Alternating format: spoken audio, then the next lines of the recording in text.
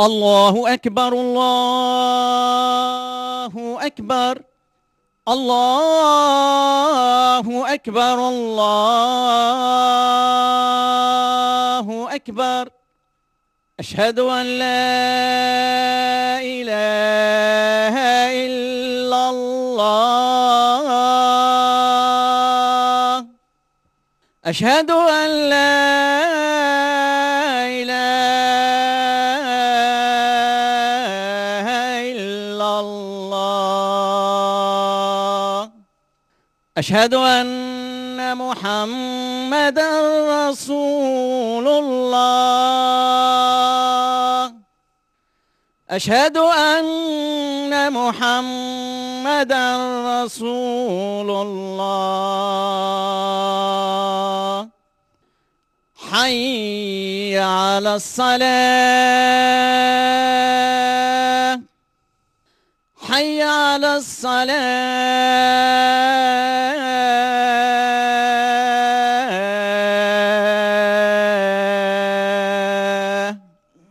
حي على الفلاح.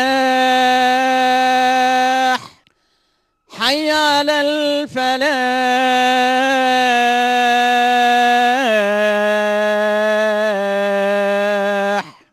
الله أكبر الله أكبر. لا إله إلا الله.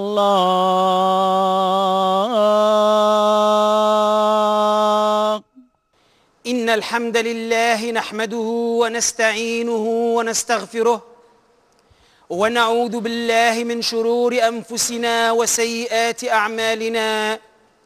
من يهدي الله فهو المهتد ومن يضلل فلن تجد له وليا مرشدا. وأشهد أن لا إله إلا الله وحده لا شريك له وأن سيدنا محمدا عبده ورسوله. يا أيها الناس اتقوا ربكم إن زلزلة الساعة شيء عظيم. يوم ترونها تذهل كل مرضعة عما أرضعت وتضع كل ذات حمل حملها وترى الناس سكارى وما هم بسكارى ولكن عذاب الله شديد. رب اغفر وارحم وتجاوز عما تعلم إنك أنت الأعز الأكرم. ربنا لا تزغ قلوبنا بعد إذ هديتنا وهب لنا من لدنك رحمة إنك أنت الوهاب. وصل اللهم وبارك في البدء وفي الختام على سيدنا ونبينا وحبيبنا محمد خير الأنام وعلى آله وصحبه وسلم تسليما كثيرا. رب اشرح لي صدري ويسر لي أمري واحلل عقدة من لساني يفقه قولي. أيها الأحبة الكرام، نقف اليوم بعون الله وتوفيقه وقفة عقدية مع حديث من الأحاديث القدسية.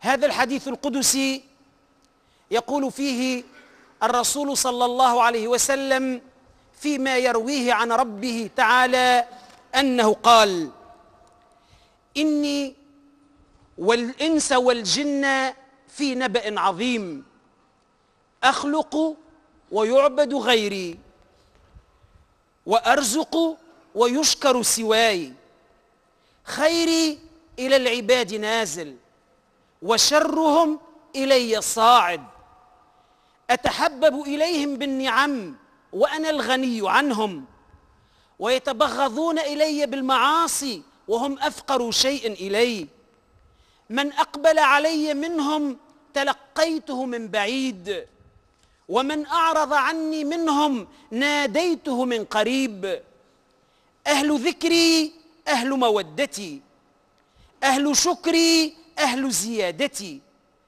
أهل معصيتي لا أقنطهم من رحمتي، إن تابوا إلي فأنا حبيبهم، وإن لم يتوبوا فأنا طبيبهم، أبتليهم بالمصائب لأطهرهم من الذنوب والمعائب، الحسنة عندي ب10 أمثالها وأزيد، وأنا أرأف بالعبد من الأم بولدها. أنت تريد وأنا أريد، فإن سلمت لي فيما أريد أعطيتك ما تريد. هكذا أيها الأحبة ورد في هذا الحديث القدسي، ومعه بعون الله ودعائكم سنقف 4 أو 5 وقفات.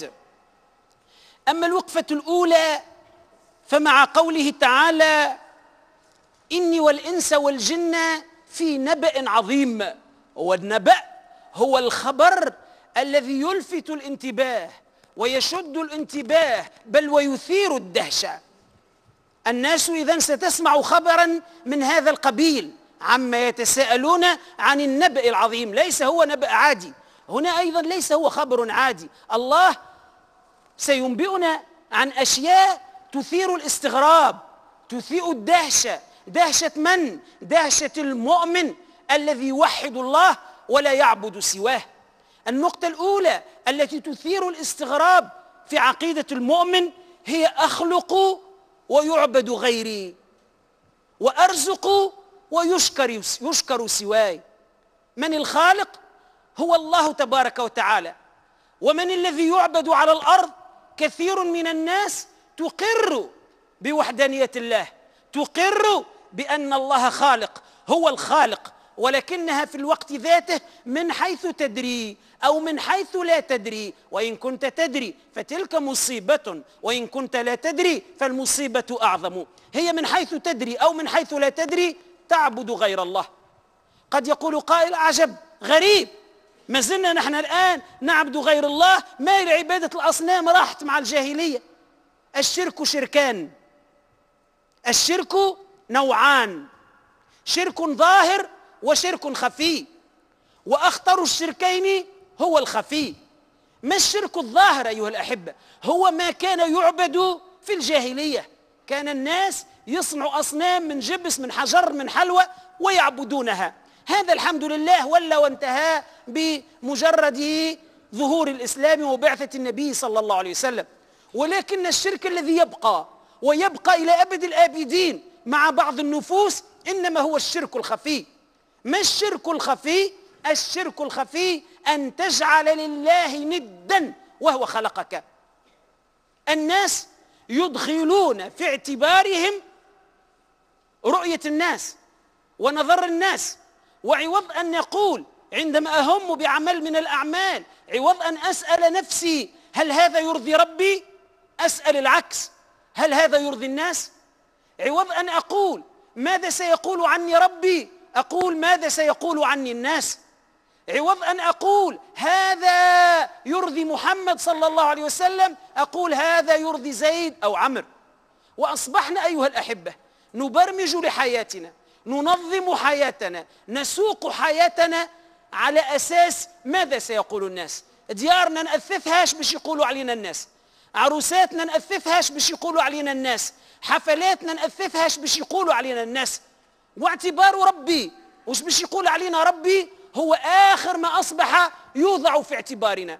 ولهذا نحن نعيش الشقاء، نعيش الشقاء لأن ربي يخفف عنا، أما نظر الناس فيدفعنا إلى تحميل أنفسنا أكثر مما نطيق.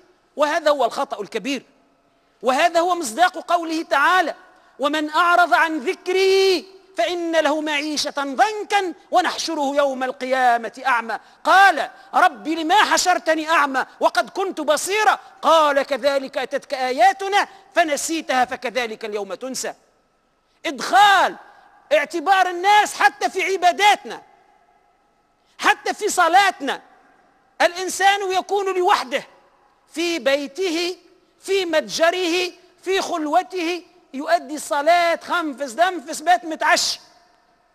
فإذا جاء أمام الناس حسنها وهذبها وأعطاها من الخشوع ومن حقها ما يزيد وأكثر، فقد وقع في الشرك الخفي.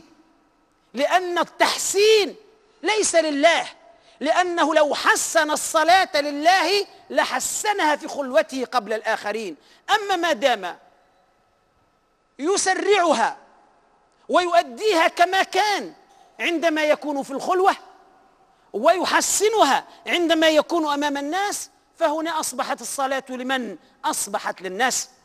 والإنسان هل يكون في خلوة؟ أبدا أبدا.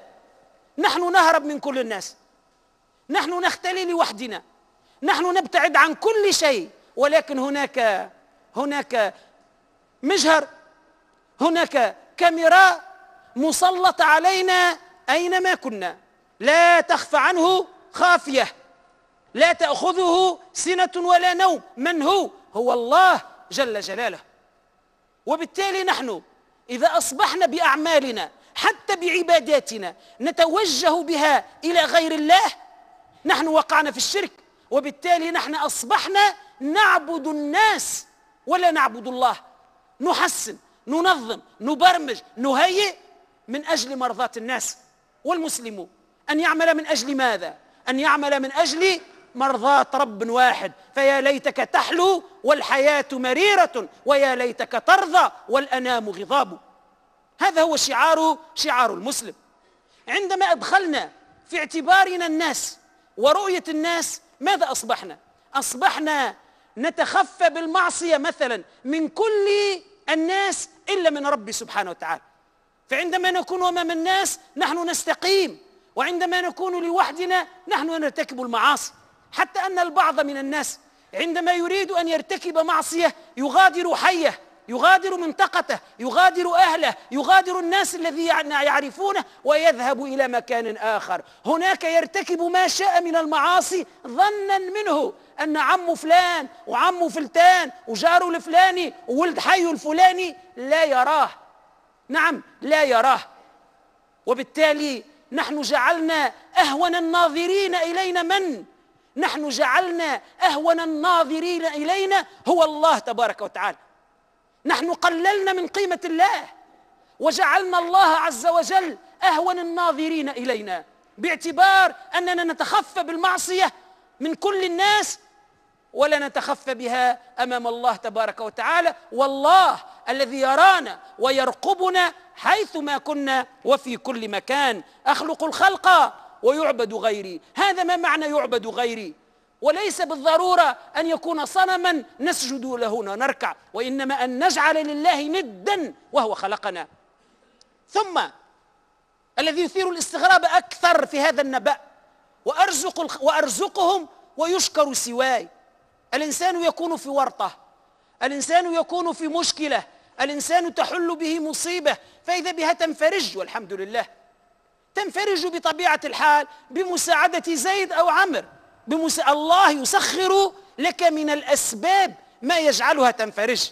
فإذا فرجت مباشرة نصفق ونفرح ونصيح ونظل نردد عام أكثر: والله لو كان مش فلان أراني يعلم ربي بحالي وين، أراني في الحبس، أراني في السجن، أراني في المستشفى، أراني طريح الفراش، أراني الله من بيده مقاليد الأمور هو الله. من الذي يحيي ويميت؟ هو الله. من الذي يعطي ويمنع؟ هو الله. من الذي يتصرف في الكون كله؟ هو الله. أنت وفلان الذي أنقذك ما نحن إلا ريشة في يد القدر، ما نحن إلا ريشة في يد الله تبارك وتعالى، يسيرنا كيف يشاء، يعطينا متى يشاء، يحرمنا متى يشاء. وبالتالي ما دخل الناس وما دخل الإنسان؟ الرزاق هو الله، والمعطي هو الله، والمانع هو الله، والمحيي من؟ هو الله، والمميت من؟ هو الله. فكيف نقول والله لو كان مش فلان؟ هذا معنى الحديث القدسي: وأرزقهم ويشكر سواي. بين قوسين أيها الأحبة، هل معنى ذلك أن الإنسان اللي قد منا معروف ما نشكروش؟ لا، نشكره ونعترف له بالجميل.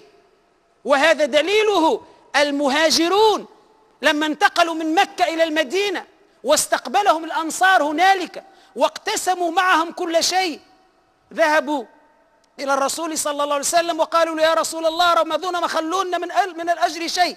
قال: بل لكم من الأجر ما دمتم تعترفون لهم بالجميل. وفي الحديث الشريف: من لا يشكر الناس لا يشكر الله.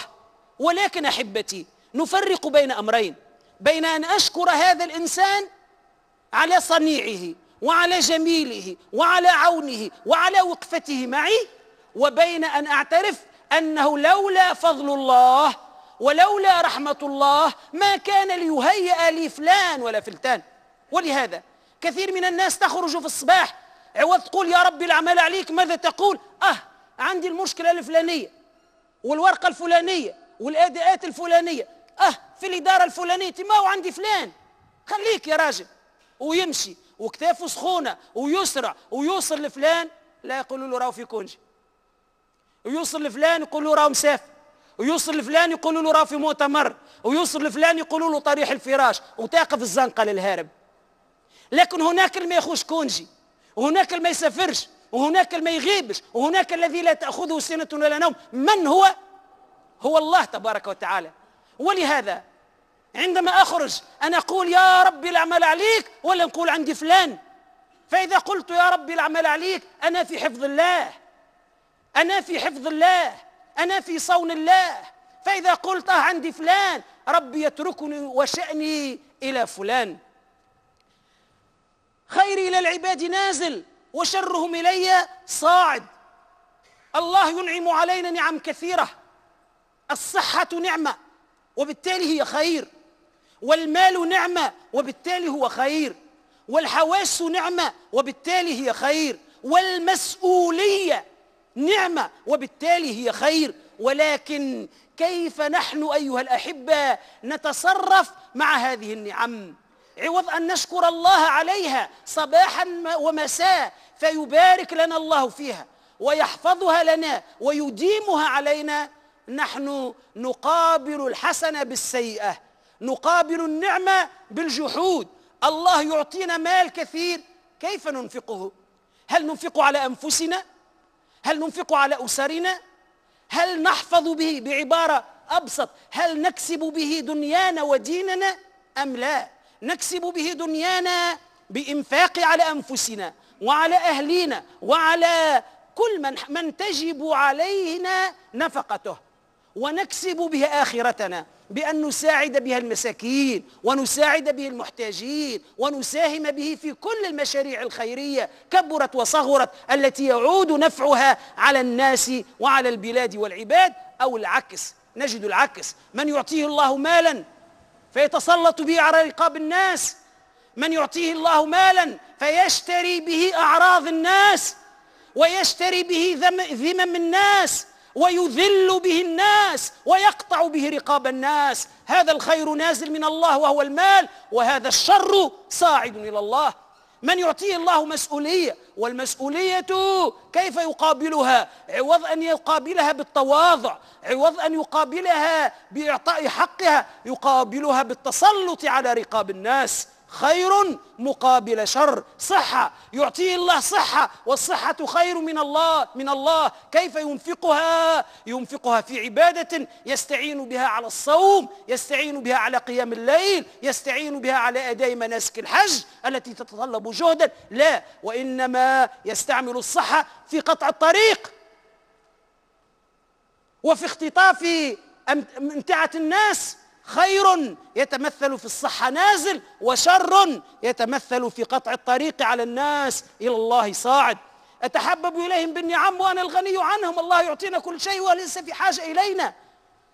الله ماذا يقول في الحديث الآخر؟ لو أن إنسكم وجنكم وأولكم وآخركم كانوا على أتقى قلب واحد فيكم وسألوني وأعطيت كل واحد مسألته ما أنقص ذلك من ملكي إلا كما ينقص المخيط إذا أدخل البحر.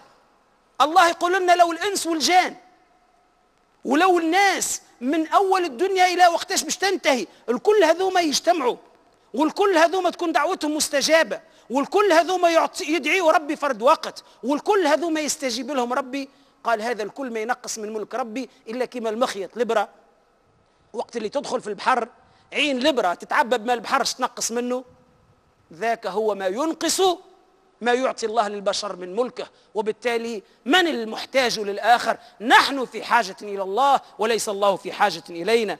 من أقبل علي منهم تلقيته من بعيد ومن أعرض عني منهم ما أجملها، ما أروحها، كم فيها من الرأفة، كم فيها من الرحمة، كم فيها من الحنان، كم فيها من المودة. من شكون؟ من قوي ليس في حاجة إلينا، بل نحن في حاجة إليه. شو ماذا قال ربي؟ ما أروى، هذه وحدها تكفي، هذه وحدها تحرك عقيدة المؤمن.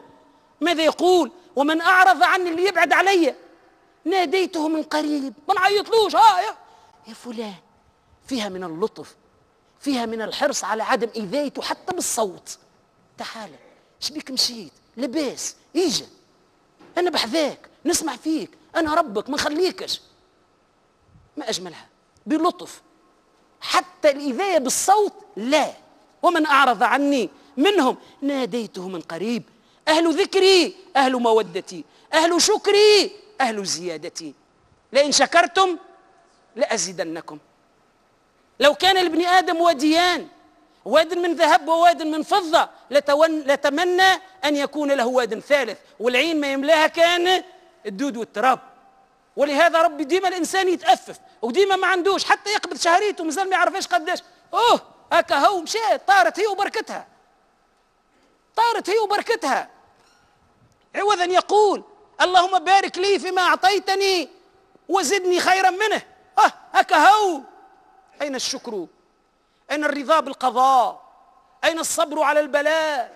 أين تمثل الحديث القدسي؟ من لم يرضى بقضائي ولم يصبر على بلائي ولم يشكر لنعمائي فليختر ربا سواي. ولهذا ربنا ماذا يقول في القرآن الكريم؟ لئن شكرتم لأزيدنكم. أهل معصيتي لأقنتهم من رحمتي، إن تابوا فأنا حبيبهم. وهذه نقطة مهمة، لا تيأس أيها الإنسان من رحمة الله. مهما ارتكبت من ذنوب، مهما ارتكبت من معاصي، مهما أخطأت في حق الله، باب الله مفتوح دائما. بل الله تعالى يفرح بك عائدا تائبا خاشعا منكسرا مباكيا متذللا إلى الله، ترجو منه أن يغفر عن زلتك وأن يكفر عن سيئاتك. نحن أيها الأحبة الشيطان له مداخل كثيرة يدخل منها للنفس الإنسانية. ما هو المدخل الذي يدخل منه الشيطان؟ هو أنه يجعل المذنب ييأس من رحمة الله. ولهذا تلقى إنسان في 60 وتجاوز وما زال لا يصلي، وما زال يرتكب معاصي من نوع شرب الخمر وما شابه ذلك، فتجي تكلمه يا فلان، تقول له ماذا؟ الوقت ايش؟ فاش يقول لك اي برا انتو ايش باش يغفر لي ربي هذه ولا هذه ولا تيراني ما عادش مع ربي، ما عادش عندي وجه حتى باش نقابل. هذا مدخل من مداخل الشيطان يردي به الانسان صريعا. هذا مدخل من مداخل الشيطان، اليأس من رحمة الله. بل الله تبارك وتعالى لا فقط يقبل التوبة، بل الله عز وجل إنما هو يفرح بتوبتنا. لله في الحديث القدسي لله يفرح بتوبة العبد العاصي، وإذا تاب العبد العاصي ورجع إلى الله سطع نور فأضاء ما بين السماء والأرض، ونادى مناد من قبل الله وقال أيتها الخلائق هنئوا فلانا شبيه فقد اصطلح مع الله رب العالمين. والصيغة اصطلح تفيد المشاركة، واحد طلب الصلح والآخر قبل منه. شكون اللي طلب الصلح؟ هو الإنسان. شكون اللي قبل؟ هو ربي سبحانه وتعالى. فالله يفرح. وفي الحديث الآخر لله أفرح بتوبة أحدكم، بتوبة العبد من أحدكم أضاع راحلته في الفلاة ثم وجدها. إنسان مسافر جاء في وسط الطريق، في وسط الصحراء، جاء تحت نخلة، جلس يرتاح ويفطر، صلى ظهره، ارقد، فاق، يلقى البعير متاعه الجمل متاعه راح، يعني حكم عليه بالإعدام. وسيلة النقل في الصحراء مشات، وفجأة يلقاها بعد ما أيس ودار ودار ودار وجاء قعد، تلفت يلقى الجمل متاعه بحذاه. من شدة الفرحة هذا الإنسان في الحديث ورد أنه أخطأ. ايش قال؟ قال له يا ربي أنت عبدي وأنا ربك. أخطأ من شدة الفرح. ربي يفرح بتوبة العبد الراجع أكثر من رجوع هذا الجمل لصاحبه. لا يأس مع الله ولا قنوط مع الله. وبالتالي خاصة نحن أمامنا فرصة كبيرة، فرصة رمضان، هو شهر التوبة، هو شهر الأوبة، هو شهر العودة إلى الله تبارك وتعالى. والدليل إن تابوا إلي مش فقط نقبل، أنا حبيبهم أغفر. شكون ما يغفرش؟ كالإنسان الحقود، القلب أسود، القلب معمر بحب الدنيا، القلب معمر بذاته اللي ينفخ فيه الشيطان ويكبر له روحه. تقبل منه توبة، تقبل منه معذرة، واعمل لك واعمل لك واعمل لك، ما تغفرلوش، ما تسامحوش، خليه حتى لين يجي يركع تحت سقيك. نركع لربي ولا نركع لك انت؟ وبالتالي ان تابوا فانا حبيبهم، وان لم يتوبوا، اذا ما تابوش وواصلوا في المعصيه ايش يصير؟ فانا طبيبهم. باش يداوينا ربي سبحانه؟ ابتليهم بالمصائب. وهنا وقفه اخرى، البلاء. وما ادراك ما البلاء؟ البلاء هو جزء من عقيدتنا، البلاء هو جزء من عقيدتنا، هو حقيقة ثابتة في ديننا. والدليل قوله تعالى: ألف لام ميم أحسب الناس أن يتركوا أن يقولوا آمنا وهم لا يفتنون. غالط الإنسان اللي يتصور أنه يحط ساقه في الصلاة، في سلم الصلاة، ولا ينتظر بلاء. ولهذا بعض الناس يكون يعني غاطس في معاصي كثيرة، ثم يرجع إلى الصلاة فتضيق عليه في الدنيا شوي، فيا عجب أنا كنت نعمل لبس علي توا ولات المصايب هابطة. ذلك دواء وتطبيب يوضحه الحديث القدسي. أبتليهم بالمصايب لماذا؟ لأطهرهم من الذنوب والمعايب. حتى الشوكة يشاكها المؤمن رجلا أو امرأة هي غفران لذنوب. والله يبتلينا لثلاثة حكم، ما نقولش أسباب. الله يبتلينا لثلاثة حكم: إما أنه يرقينا بالبلاء، أو أنه ينقينا بالبلاء، أو أنه يربينا. ما معنى الكلمات الثلاث؟ الله سبحانه وتعالى يبتلينا باش يرقينا عنده.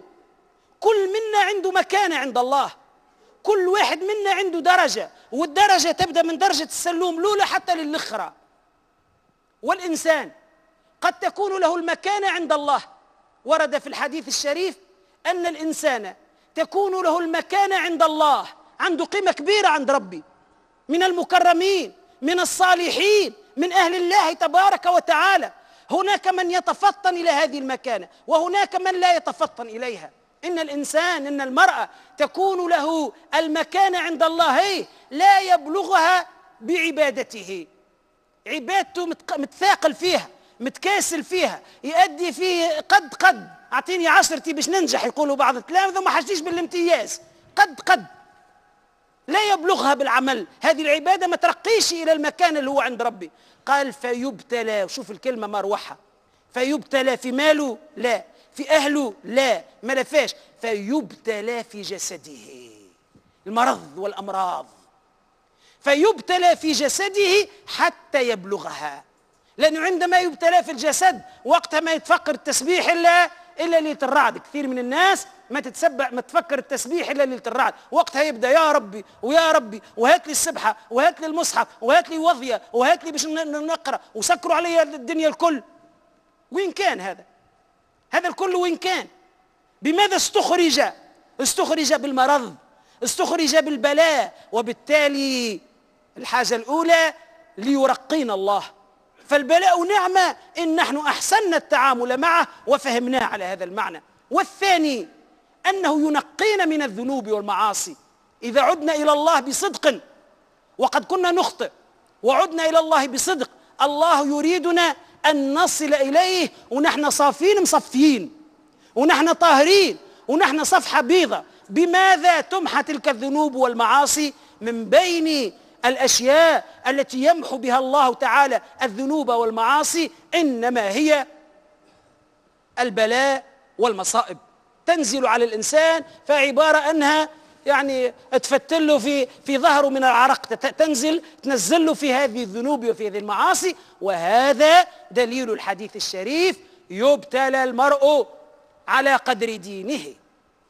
يبتلى المرء على قدر دينه، فإن كان في دينه صلابة زيد له في البلاء، وأشدكم بلاء الأنبياء فالأمثل فالأمثل. ينقينا. الحاجة الثالثة ليربينا. كيفاش يربينا؟ نحن نعترف بالجميل لكل الناس إلا لصاحب الجميل لا نعترف له. نحن نعترف بالفضل لكل الناس إلا صاحب الفضل لا. من صاحب الجميل الأول؟ من صاحب الفضل الأول؟ هو الله سبحانه وتعالى. ولهذا نحن الواحد من البشر يعمل لنا مزية قد هك، نقعد عمارنا الكل نسبحوا بها، والله كان مش فلان هاك العام عمل لي كذا وكذا راني يعلم بها. والله كل النعم التي ننعم بها هي من عند الله، كل الخير الذي ننعم به هو من عند الله. فهل شكرنا الله؟ فينا من شكر والحمد لله، وفينا من هو ما زال غافل. نسأل الله أن يوقظ قلبه ويحرك همته ويبعث فيه الإيمان. فينا من هو ما زال غافل. الله تبارك وتعالى يفتقده في كل المناسبات. هذه جمعة توين فلان الفلاني، أعطيت من المال الشيء الكثير، وأعطيت من الصحة الشيء الكثير، وأعطيت من خيرات الدنيا الشيء الكثير. تهاني لا ريت ولا في هذا الجامع ولا في الجامع الآخر، تهاني لا ريت ولا في رمضان ولا في عاشوراء، تهاني لا ريت ولا في المولد ولا في ربيبها كما يقولوها. تهاني ما سمعتش صوته، ولا مرة سمعت صوته يتلو يقرأ بقرآن، ولا مرة سمعت لسانه يذكر، وأن يكون لسانك رطبا بذكر الله. افتقده الله تبارك وتعالى فيقول ما لهات تره كبيسة باهية من عند الله، خلي نسمع صوته. وبالتالي هذا الذي كان ينعم في الخيرات وهو غافل إذا ما رج رجة ولو خفيفة وقتها ترفع الأكف إلى الله، يا رب يا رب يا رب يا رب. فكان البلاء إما أنه يرقينا أو أنه ينقينا أو أنه يربينا.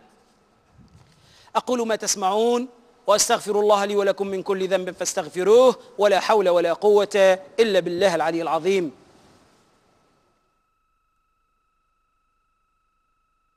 الحمد لله وكفى، والصلاة والسلام على النبي المصطفى. نقطة أخيرة أيها الأحبة في هذا الحديث ينهي بها الله تبارك. هي احنا اخترنا بعض النقاط ما نتعرضناش الكل لأن الوقت لا يسع لذلك. النقطة الأخيرة: ويا عبدي أنت تريد وأنا أريد، فإذا سلمت لي فيما أريد أعطيتك ما تريد. يا عبدي أنت تحب حويجة لكن أنا نحب حويجة أخرى. كان رضيت باللي أعطيتك راني نعطيك اللي تحب، وكان باش ترد أنت اللي أنا أعطيته لك وتنازعني فيه راني نحرمك من اللي تحب وما يكون إلا اللي نحب أنا.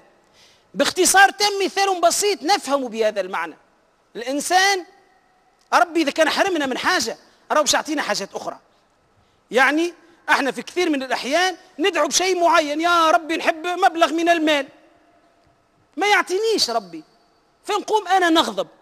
ولكن في الواقع لو ننتبه ربي أعطاني أشياء أخرى هي أهم. عوضا يعطيني مال أعطاني صحة، وعدم الصحة تنخر الجسم كله، تأكل يعني المرض يأكل المال كله في علاج وأدوية وغيرها. كان يمكن أن يقع لي حادث لي أو لأفراد عائلتي فمنعني الله منه فأبقى لي مالا. وبالتالي أحيانا نحن نطلب شيئا والله لا يعطينا فنثأر ونغضب ونثور ونسخط، ولكن إذا تأملنا نلقى ربي أعطانا حاجة أخرى. مثال ذلك: الواحد يمشي يمرض يمشي للطبيب، الطبيب شو يقول له؟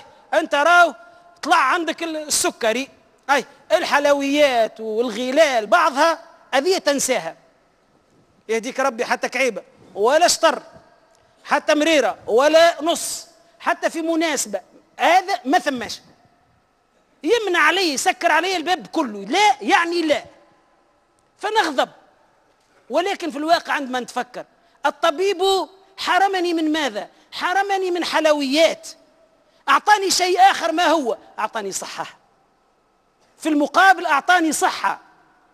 أنا ما ريتش الصحة اللي أعطاها لي الطبيب، لأنه ما عندوش عداوة بيا وقت اللي حرمني من تلك الغلال ولا من تلك المرطبات، ما عندوش عداء مع صاحب المرطبات ولا مع الفلاح صاحب الغلال، وإنما هو لا ينظر إلا إلى شيء واحد: أنا أمام مريض يريد أن يعالجني، فقال لي لا باش نعطيك الأخرى. إذا أنا أصريت لا نحب ناكل الغلال برا، يتواصل المرض وأحرم من لا فقط من الغلال بل ومن كل شيء.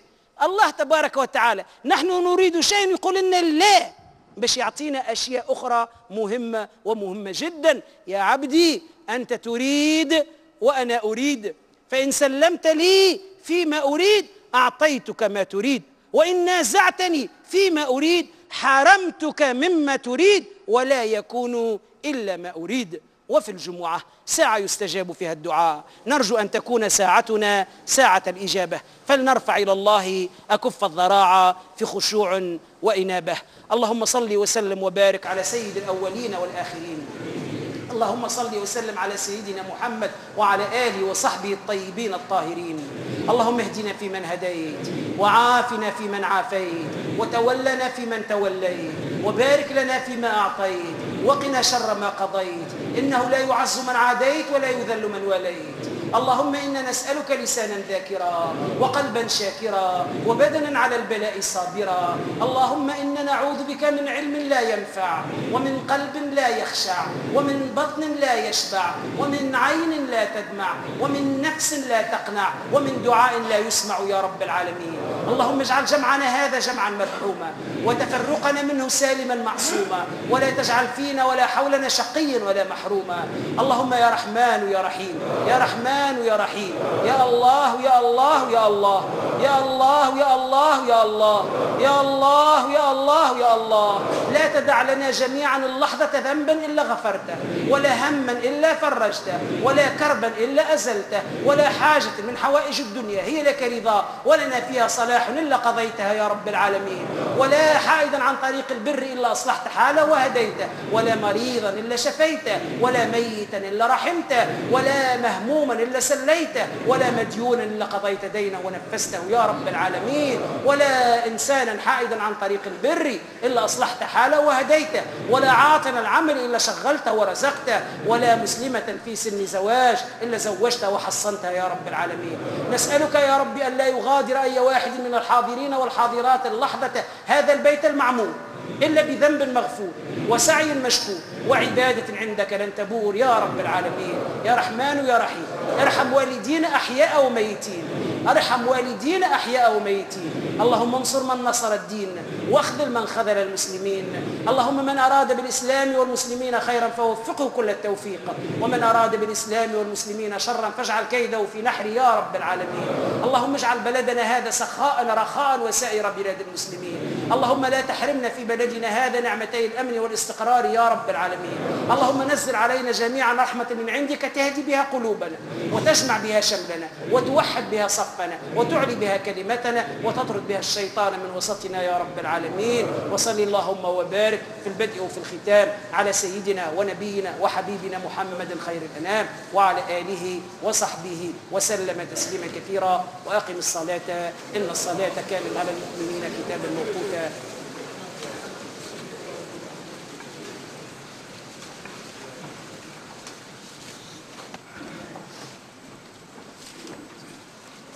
الله أكبر الله أكبر، أشهد أن لا إله إلا الله، أشهد أن محمدا رسول الله.